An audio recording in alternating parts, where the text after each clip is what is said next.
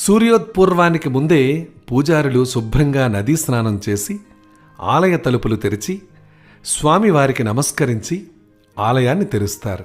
అంటే పూజారులే తొలి దర్శనం చేసుకుంటారు.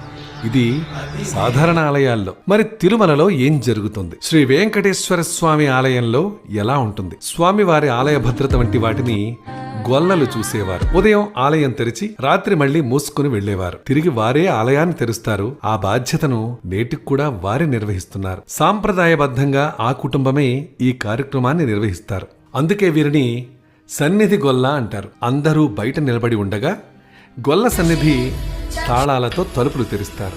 అనంతరం బంగారు వాకిలి వద్దకు వెళ్లి జియంగార్ స్వాములు వేద పండితులు సుప్రభాతం పఠనం మొదలు పెడుతుండగా సన్నిధి గొల్ల ఆ తలుపులు తెరుస్తారు. దీంతో ఆయనకు శ్రీ వెంకటేశ్వర స్వామి తొలి దర్శనం లభిస్తుంది.